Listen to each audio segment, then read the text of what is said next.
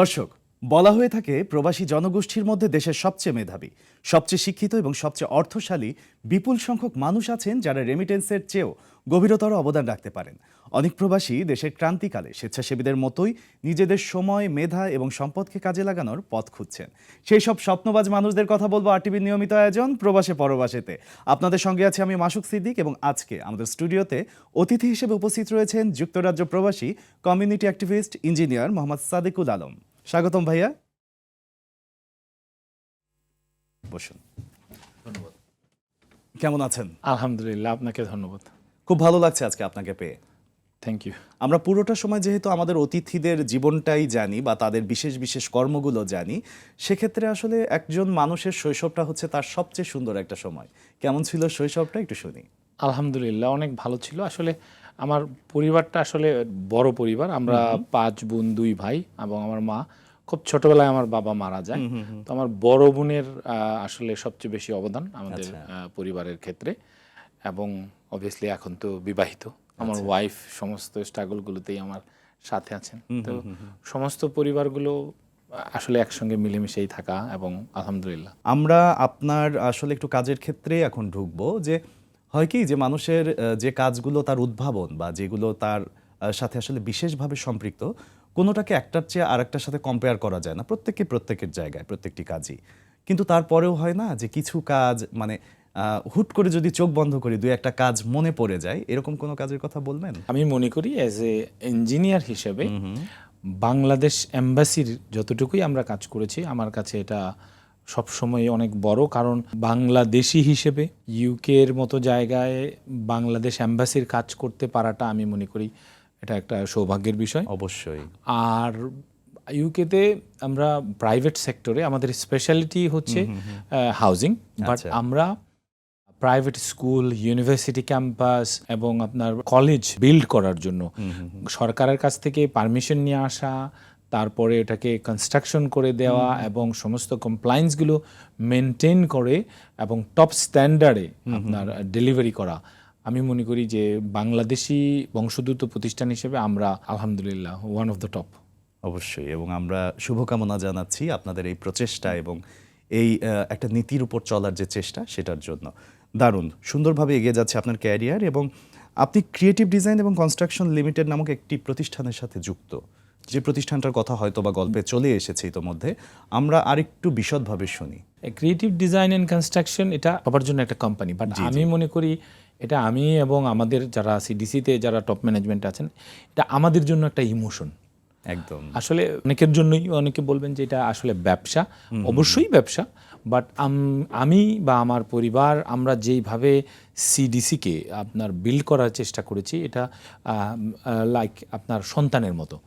সন্তান যেরকম ডে ওয়ানে আপনার ইউনিভার্সিটি স্কুলে যাবে, কলেজে যাবে, ইউনিভার্সিটি শেষ করবে, তারপর হচ্ছে তার ইনকাম করতে পারবে। সিডিসিটাও আমরা ওইভাবেই বিল্ড করা। আর সিডিসি যে ব্র্যান্ডটা এটা এসেছে 2018 সালে, বাট ইউকে কনস্ট্রাকশনের সাথে আমি সরাসরি সংযুক্ত আছি 2010 থেকে। বাট যেহেতু 2005 থেকেই আমি ইঞ্জিনিয়ারিংয়ের স্টুডেন্ট, সেই ক্ষেত্রে আমি মনে করি যে আসলে অলমোস্ট 20 ইয়ার্স এক্সপিরিয়েন্স। বাট আমাদের টিমে কিন্তু আমার বয়সের চেয়েও বেশি এক্সপিরিয়েন্স, ইউকে কনস্ট্রাকশনের এক্সপিরিয়েন্স বা ডিজাইন এবং প্ল্যানিংয়ের এক্সপিরিয়েন্সের আমাদের কিন্তু টিম মেম্বার রয়েছেন, যেটা আমি মনে করি আমার জন্য খুবই সৌভাগ্যের। বাহ বাহ, আপনি খুব সুন্দর একটি কথা বলেছেন যে সন্তানের মতো স্কুলের প্রথম দিন থেকে শুরু করে একদম পরিণত বয়স যাওয়া পর্যন্ত যে ব্যাপারটা, সেটা আসলে সত্যি মানে এই জার্নিটা পর্যন্ত ধৈর্য ধরে থাকা এবং তার পাশে থাকাটাও কিন্তু আসলে খুব দারুণ একটা ব্যাপার। এত দারুণ ব্যাপারের মধ্যে আরও একটি দারুণ ব্যাপার আছে আপনার জীবনে, সেটা হচ্ছে আমরা যতদূর আপনাকে জেনেছি যে আপনি লন্ডনে একটি প্রোগ্রাম পরিচালনাও করেন যেটি আপনার নামে চলে। আসলে দেখুন, প্রোগ্রামটার নাম হচ্ছে dream home with engineer Sadekul. আচ্ছা আচ্ছা।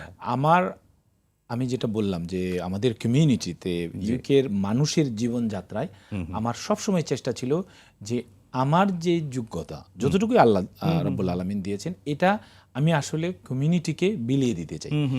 আপনার ডিজাইন, প্ল্যানিং, কনস্ট্রাকশন, ডেভেলপমেন্ট, এই সমস্ত বিষয়ে সমস্ত ইউকে এবং ইউরোপের মানুষের আমি সবসময় চেষ্টা করি, প্রত্যেক সপ্তাহেই চেষ্টা করি তাদের যে কোনো প্রশ্নের উত্তর দেওয়া এবং মানুষের পাশে থাকা। আমি মনে করি আরেকটা বাঙালি মানুষের, বাঙালি ভাই বোনের জানা উচিত যে যাতে তারা কোনো প্রকার বিপদে না পড়ে। কারণ ইউরোপের কনস্ট্রাকশনটা কিন্তু আমাদের দেশের মতো না। আমাদের দেশে হয়তো আপনি 5-10% নিয়ম মানলেন না, তাহলেও আপনার কোনো প্রবলেম হচ্ছে না। আচ্ছা। কিন্তু ওখানে কিন্তু এটা করা যায় না। ওখানে আইনটা আছে, আইনের প্রয়োগটাও আছে। ওইখানে health and safety, fire safety, building regulation, আপনার কাউন্সিলের, আমরা যেরকম রাজুকের কথা বলি, কাউন্সিলের যে পলিসিগুলো, একটা রাষ্ট্রীয় একটা পলিসি আছে যেটাকে পলিসি ফ্রেমওয়ার্ক বলা হয়, এবং লোকাল পলিসি হচ্ছে আপনার কাউন্সিলগুলো। যেমন ঢাকা সিটি কর্পোরেশন একটা নিয়ম থাকতে পারে, চট্টগ্রাম সিটি কর্পোরেশনে একটু ভিন্ন থাকতে পারে। তো ওইরকম লোকাল প্ল্যানিং এবং ন্যাশনাল প্ল্যানিংয়ের মধ্যে একটু ভিন্নতা, আপনার এরিয়া বিশেষ, মানুষের প্রয়োজন বিশেষ করা হয়।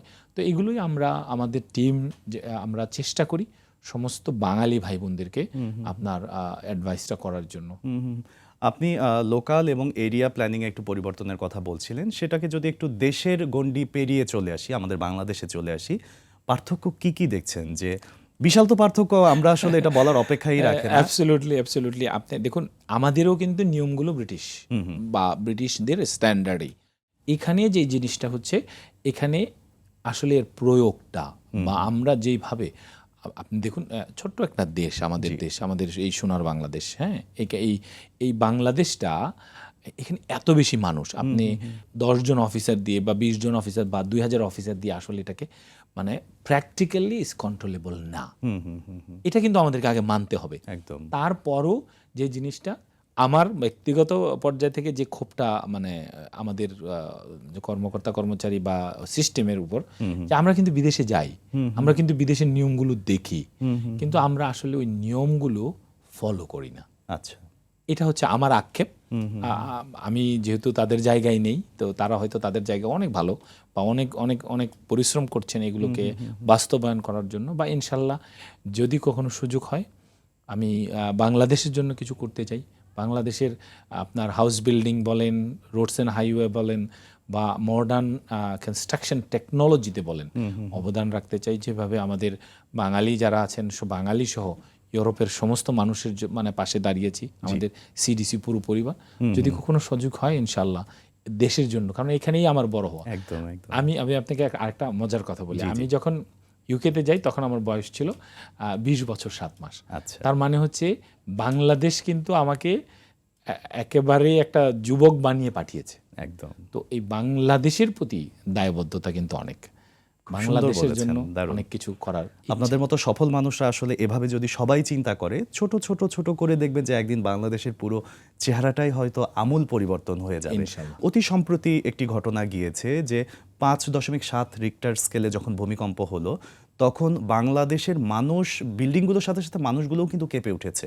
মানুষ কেঁপে উঠেছে এই সেন্সে আমি বলছি যে মানসিকভাবে অনেকেই এত একটা ট্রমার মধ্যে দিয়ে গেছে বা যাচ্ছে, এবং যেরকম পরিস্থিতি দেখা যাচ্ছে বা শোনা যাচ্ছে যে আরও নাকি বড় ভূমিকম্প আসছে।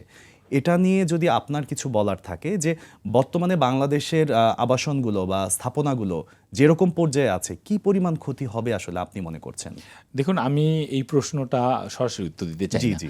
কারণ হচ্ছে আমি বিভিন্ন পত্রিকার বা বিভিন্ন আপনাদের মতো, যে আরটিভির মতো আপনার জনপ্রিয় গণমাধ্যমের আপনার সূত্র ধরে বলতে চাই, কেউ বলছে 30%, 40% আপনার ক্ষয়ক্ষতি হবে।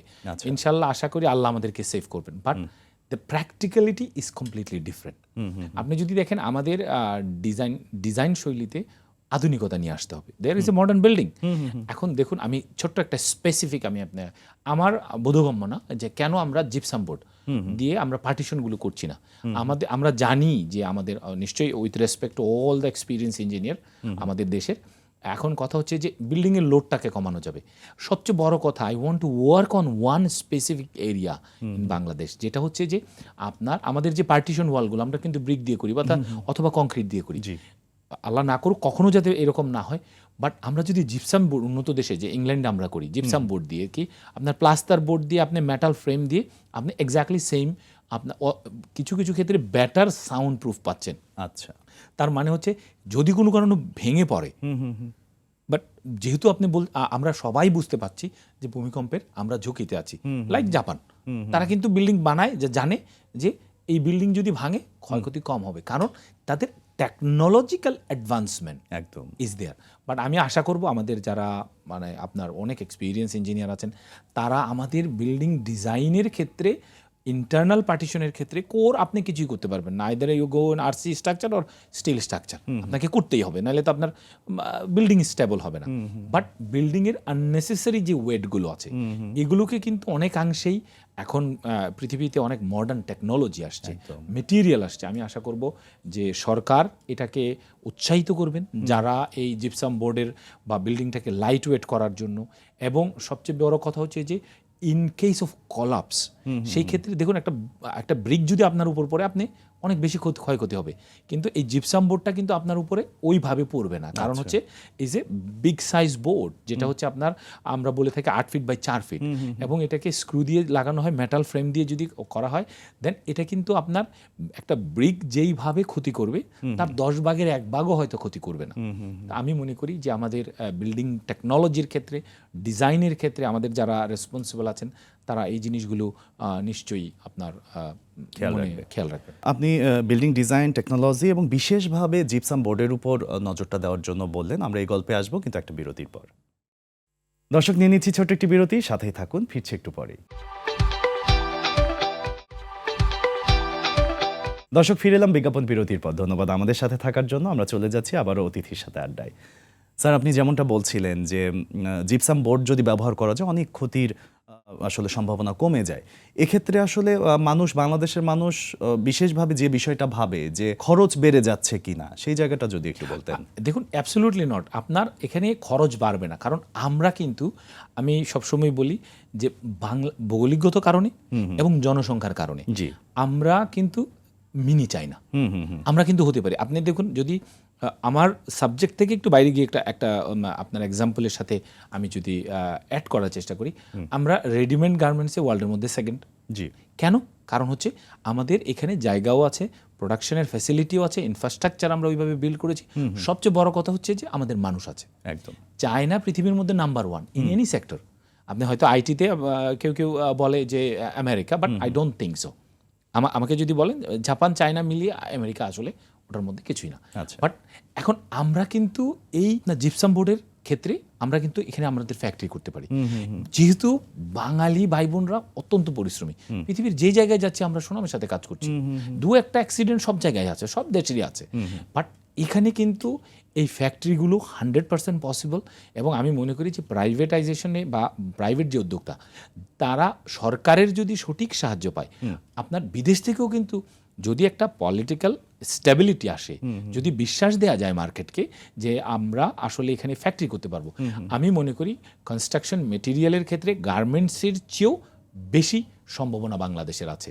এবং আমি মনে করি পুরো ইউরোপে আমরা বাঙালিরা আমরা কিন্তু একটা বিরাট অবস্থান করতে পারবো। আপনি একজন প্রকৌশলী হিসেবে টেকসই নির্মাণ এবং পরিবেশ বান্ধব ডিজাইনের ক্ষেত্রে বিভিন্ন ধরনের উদ্যোগ গ্রহণ করেছেন, একটু সেই উদ্যোগের গল্পগুলো শুনি। প্রাথমিকভাবে আমি ইউকেতে যেভাবে আপনার এথিক কনভার্সন বা লফট কনভার্সন, তো এটা নর্মালি আমি জানি না এটা আসলে কতটুকু আমার সফলতা বা আমি সবসময় বলি যে আমার আসলে কোনো সফলতা নেই, এটা হচ্ছে আমার টিম। আমি সবসময় বলি যে এই পুরো সিডিসি পরিবারের যত কাজ আছে, I do less than 1%, 99% is my team.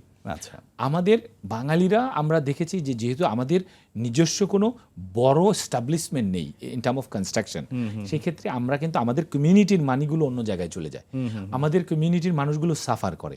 আমাদের মেইন যে টার্গেটটা ছিল যে একটা ছোট্ট একটা কাজ করতে আপনার এটিক কনভার্সন আপনার বা লফট কনভার্সন বলা হয় যেটাকে, এটা করতে 12 সপ্তাহ সময় লাগতো। আচ্ছা, তো ট্রেডিশনাল ওয়েতে আমরা এটাকে কিন্তু 8 সপ্তাহে নিয়ে আসছি, যার ফলে আপনি যদি চিন্তা করেন অনেক আপনি কেন বাড়িটা বড় করেন, আপনি বাড়িটা বড় করেন হয়তো আপনার বা আপনার কোনো আত্মীয় স্বজনের বিয়ে হতে পারে, আপনার কোনো নতুন মেহমান আসতে পারে, বাচ্চা হতে পারে, যার জন্য একটা এডিশনাল স্পেস প্রয়োজন হয়।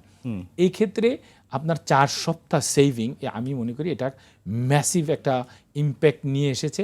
এবং আমরা আশা করছি ইউকেতে আমরা ফ্ল্যাট প্যাক লফট নামে আরেকটা টেকনোলজির আমি চেষ্টা করছি অনেক দিন থেকেই। এটা যদি প্যাটার্ন আমরা করতে পারি আইদার সিডিসি অথবা আমার পার্সোনাল নামে, আমি মনে করি যে বাঙালি হিসেবে আই থিঙ্ক সমস্ত বাংলাদেশের মানুষগুলো আপনার প্রাউড ফিল করবে। বাংলাদেশের টেকসই এবং পরিবেশ বান্ধব নির্মাণের ক্ষেত্রে আপনার কি কি ধরনের ইচ্ছে আছে? আমি মনে করি এখানে আমাদের যে ভাই বোন যারা কাজ করে, ব্যাকবোন অফ কনস্ট্রাকশন, তাদের হেলথ অ্যান্ড সেফটি নিয়ে কাজ করতে চাই, তাদের ওয়েলফেয়ার নিয়ে কাজ করতে চাই, এবং আপনার এনভায়রনমেন্ট ফ্রেন্ডলি। দেখুন, আমরা কিন্তু বহির্বিশ্বের থেকে অনেক পয়সা পাই, কেউ বলুক আর না বলুক। আমাদের এনজিও যদি দেখেন, unlimited number of NGOs, they are working for betterment of people. তো এখন আমরা চাই যে কনস্ট্রাকশন ওয়ার্কারদের অ্যাওয়ারনেসটা বাড়াতে, তাদের স্বাস্থ্য নিয়ে কাজ করতে, স্বাস্থ্যের যে আপনার হেলথ অ্যান্ড সেফটি নিয়ে কাজ করতে, এবং সবচেয়ে বড় কথা আপনি যেটা বললেন যে ভূমিকম্পের অ্যাওয়ারনেস। আপনি দেখুন, একটা বাড়ি আপনি বাংলাদেশের, আমি নাম বলছি না, টপ ইঞ্জিনিয়ার দিয়ে ডিজাইন করালেন, স্ট্রাকচারও করালেন, কিন্তু আপনার কর্মীটা যে কাজটা করবে সে যদি দক্ষ না হয়, এবং আপনার কাজটা যারা পর্যবেক্ষণ করবে, আপনার ইন্সপেক্টর যদি দক্ষ না হয়, দেন আপনি কিন্তু সিমেন্টও দিয়েছেন পরিমাণ মতো, আপনি রডও দিয়েছেন পরিমাণ মতো, কিন্তু আপনার অ্যাজ লিটল অ্যাজ আপনার পানির পরিমাণটা যদি 1% কম হয়, আপনার এই যে আপনি পিলার বানাচ্ছেন বা এই যে আপনি রুফ বানাচ্ছেন, এর স্ট্রেংথ থাকবে না। আপনি যদি 10 দিন আগে বা 2 দিন আগে আপনার যে ফ্রেমওয়ার্কটা, টেম্পোরারি ফ্রেম, আমরা যেটা সেন্টারিং বলে থাকি, যে ফ্রেমওয়ার্কটা যদি আপনি খুলে ফেলেন, এটারও কিন্তু স্ট্রেংথ থাকবে না। So everything need to be precisely perfect in term of material আপনার, এবং perfect in term of inspection. তো আমি মনে করি রাজুকের, বা অবভিয়াসলি আমি নাম বলছি কারণ তারাই তো আমাদের গার্জিয়ান, বিল্ডিং যদি কলাপস করে দায়িত্ব কার? সরকারের। সরকার কি? সরকার তো একটা প্রতিষ্ঠান, এখানে তো আপনি আমার মতো লোকই কাজ করছে। তো এখানে ব্যক্তি আমি আমার জায়গা থেকে আমি যদি এখন সুপারিনটেন্ডেন্ট ইঞ্জিনিয়ার হই অথবা সাব অ্যাসিস্ট্যান্ট ইঞ্জিনিয়ার হই, আমার দায়িত্বটা যদি আমি পালন করি, আর আমার দায়িত্ব পালন করতে গেলে আপনি আমাকে একটা ক্ষমতা দিয়ে পাঠালেন, আমার কাজ হচ্ছে আপনার যে রোডের কাজ হচ্ছে অথবা ঢালাইয়ের কাজ হচ্ছে, এটা চেক করার জন্য। আমি যদি ওইটা চেক করাটাই না জানি, দেন আমি আপনাকে কি রিপোর্ট দেব? তো আমি মনে করি ট্রেনিং এবং কনস্ট্রাকশন ওয়ার্কারদের ট্রেনিং ইন টার্ম অফ কিভাবে প্রসেসটা করতে হয়, কিভাবে নিজেকে সেফ রাখতে হয়, এবং কিভাবে অ্যাক্সিডেন্টকে প্রিভেন্ট করতে হয়। এবং আরেকটা জিনিস আমি ঢাকায় অত দেখিনি, আই হোপ টপ ডেভেলপাররা ডেফিনেটলি করেন, বা মিডিয়াম ডেভেলপাররাও করেন, বা হয়তো স্মলরাও করতে পারেন, যে অপারেশন ম্যানুয়াল, বিল্ডিংটাকে ইউজ কিভাবে করা হবে। আপনি একটা ফায়ার এক্সিট রাখলেন, এর মধ্যে আপনি সৌন্দর্য বাড়ানোর জন্য 10টা গাছের বা আপনার টাব রেখে দিলেন, আপনার ইন কেস অফ ফায়ার আপনি কিভাবে রান করবেন? আপনাকে রাজুক বলছে যে আপনাকে 4 ফিট রাখতে হবে, আপনি 4 ফিট রাখলেন, তারপরে 2 পাশ দিয়ে যদি আপনি 1 ফিট আপনার প্ল্যান্টার করে ফেলেন, then you don't have that. তো এই জিনিসগুলো আমি কেন বললাম, ছোট ছোট জিনিস যখন আপনার প্রয়োজন আসবে, এই প্রয়োজনে কিন্তু আপনার জন্য হিউজ ডিফারেন্স মেক করবে। আপনার ফায়ার এক্সিটগুলো কিভাবে ডিজাইন করা হয়? টোটাল বিল্ডিংয়ে কত মানুষ থাকবে, 1 মিনিটে কতজন মানুষ বের হয়ে যেতে পারবে। এখন আপনি যদি 4 ফিটের 1 ফিট 2 ফিট নিয়ে নেন, তার মানে হচ্ছে আপনার বিল্ডিংয়ে যদি আপনার ধরেন 40 জন মানুষ থাকে, তার মানে তারা 20 জন মানুষও বের হতে পারবে না। এই যে অগ্নিসংযোগ হচ্ছে, I want to work on the fire safety. আপনার এই পুরো দেশটা, এই দেশটার সিস্টেমটাকে ডেভেলপ করতে গেলে যদি কখনো সুযোগ হয়, সরকার যদি ওইরকম কোনো আপনার সুযোগ করে দেয়, অবশ্যই কাজ করতে চায়, এবং আমাদের সমস্ত সিডিসি পরিবার এটা নিয়ে কাজ করতে চায়। একদম পিন পতন নীরবতা নিয়ে আপনার গল্প শুনছিলাম। আসলে কিছু গল্প হয় যে শুনলাম, হাসলাম, শেষ হয়ে গেল, কিন্তু কিছু গল্প হয় যে যেখান থেকে কাউকে কিছু শেখাতে চাই, সেখানে কিন্তু এত অনেক ধরনের উপমা থাকে, এত অনেক গভীরতা থাকে, এত অনেক সুদূর প্রসারী চিন্তা থাকে, যেটার কারণে মানুষ এই গল্পটা নিয়ে ভাবতে শুরু করে। আপনার গল্প নিয়ে এমনই ভাবছিলাম। আমরা আপনার কাছে এই মুহূর্তে জানতে চাইবো যে আপনি তো একজন উদ্যোক্তা হিসেবে নিজেকে পরিচয় দিতে বেশি স্বাচ্ছন্দ্য বোধ করেন। আমি একজন সিভিল ইঞ্জিনিয়ার। আচ্ছা, একজন সিভিল ইঞ্জিনিয়ার এবং একজন উদ্যোক্তা একই সাথে, এভাবে বলতে পারি। সেক্ষেত্রে আসলে কিছু দায়বদ্ধতাও তো থাকে, যে যারা বাংলাদেশ থেকে তরুণ প্রজন্ম দেশের বাইরে যাচ্ছেন, হয়তোবা আপনার অর্গানাইজেশনে সবাইকে চাকরি দেওয়ার সুযোগ থাকবে না। সেক্ষেত্রে চাকরি দেওয়ার সুযোগটা হয়তোবা আপনার থাকবে না সবাইকে, কিন্তু পরামর্শ দেওয়ার সুযোগটা কিন্তু একদম ওপেন, সবাইকে আপনি দিতে পারেন। তাদেরকে আসলে কি ধরনের পরামর্শ আপনি দিয়ে থাকেন? এটার জন্য আমরা আরেকটা প্রতিষ্ঠান করেছি, যেটা হচ্ছে ইউরোপিয়ান স্কিল একাডেমি। আচ্ছা, সমস্ত আপনি জানলে খুশি হবেন, এখন ইউকের প্রসিদ্ধ 16টা ইউনিভার্সিটি আমাদের কাছে কিন্তু ছেলেপেলেদেরকে পাঠাচ্ছে, আমাদের ভাই বোন পাঠাচ্ছে, যারা নট অনলি বাংলাদেশি, পৃথিবীর যে কোনো দেশের, যে যারা তাদের পড়াশোনা শেষ করে আপনি কেউ সিভিল ইঞ্জিনিয়ারিং করলো, কেউ আর্কিটেকচার করলো, কেউ ইন্টেরিয়র ডিজাইন করলো, বিল্ডিং সার্ভিসেস করলো, তাদেরকে পাঠানো হয় প্র্যাকটিক্যাল এক্সপিরিয়েন্সের জন্য। এখন আমরা তো আসলে আপনি যেভাবে বলেছেন যে আমরা তো একটা ছোট্ট প্রতিষ্ঠান, compare to there is a massively big প্রতিষ্ঠান আছে।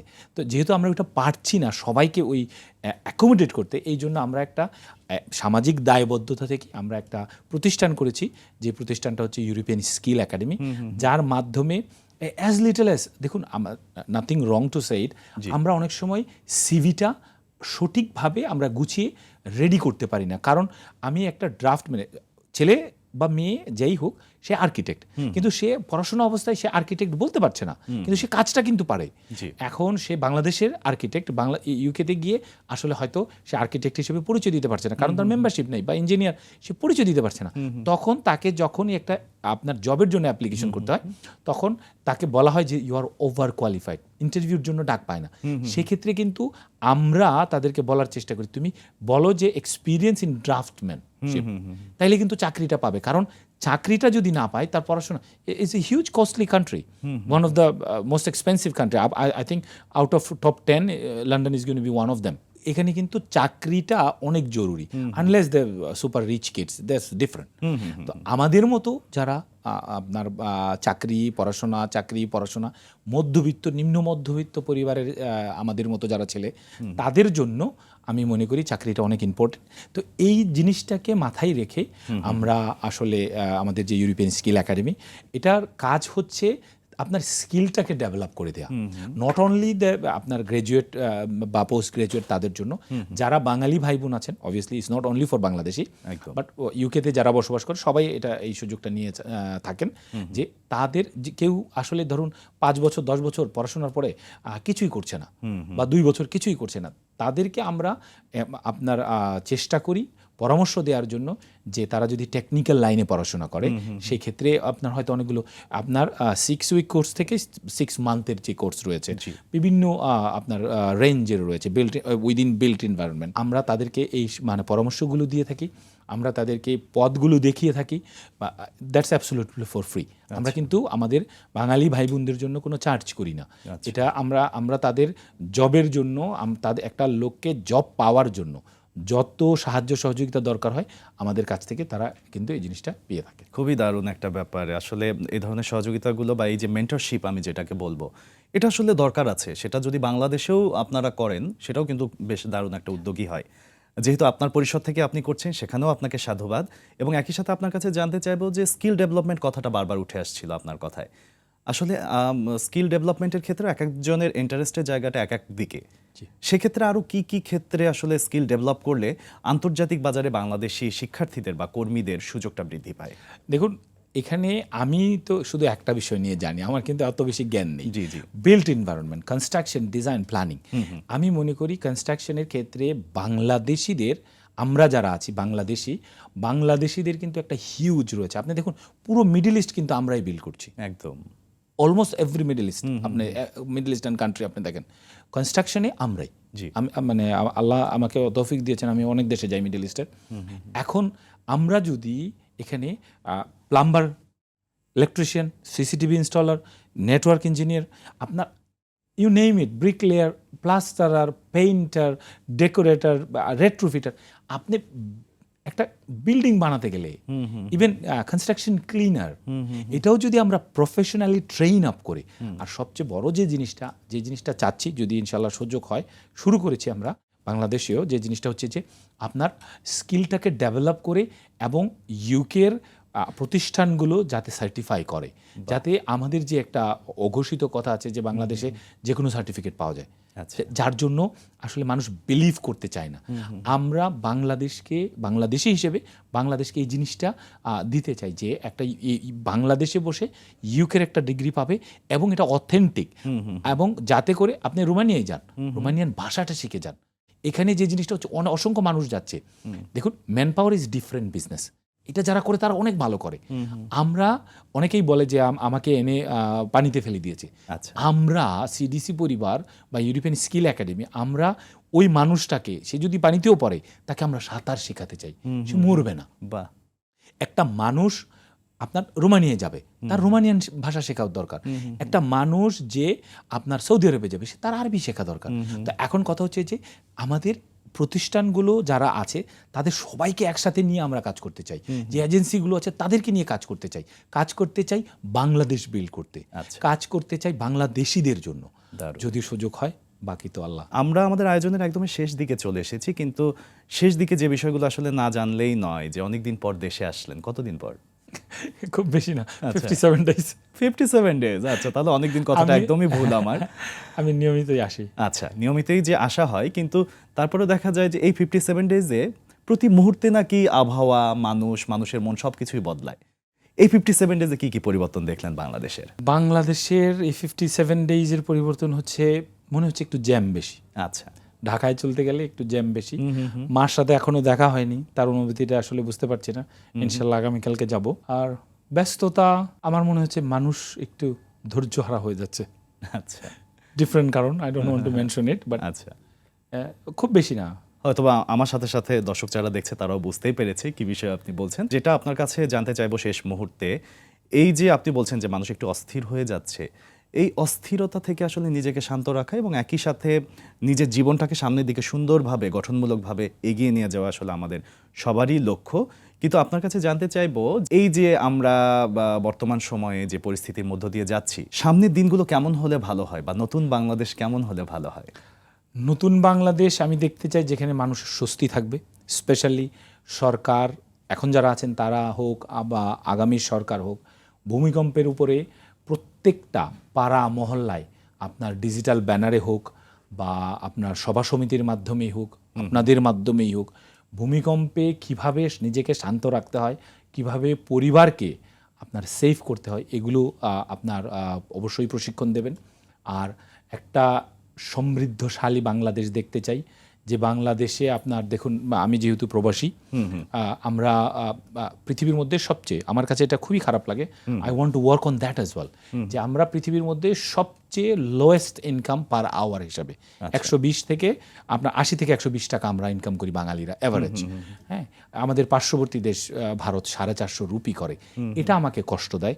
এই জন্যই সমস্ত বাংলাদেশি ভাই বোনদের স্কিল ডেভেলপমেন্ট নিয়ে কাজ করতে চাই এবং আহ্বান করতে চাই সমস্ত বাংলাদেশি যারা আছেন, যারা আমরা নিজেদেরকে ভালোবাসি, আমরা যারা আমাদের আত্মীয় স্বজনকে ভালোবাসি, আমাদের ভাই বন্ধুকে ভালোবাসি, সবাই মিলে বাংলাদেশের স্কিল ডেভেলপমেন্টে নিয়ে কাজ করা দরকার।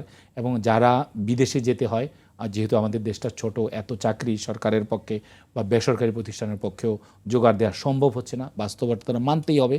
এবং যেহেতু আমরা গত বছরও 10 লাখের বেশি মানুষ বিদেশে গিয়েছেন, এই সমস্ত প্রবাসী যারা যাচ্ছেন আমার মতো নিজের স্বপ্ন পূরণের জন্য, তারা একটা স্কিল শিখে যাবেন এবং এই স্কিলটা যাতে অথেন্টিক হয়, যাতে আমাদের বাংলাদেশের ভাবমূর্তি উজ্জ্বল হয়, নষ্ট যাতে না হয়, একদমই এর জন্য আমরা সবাই একসাথে মিলে কাজ করতে চাই।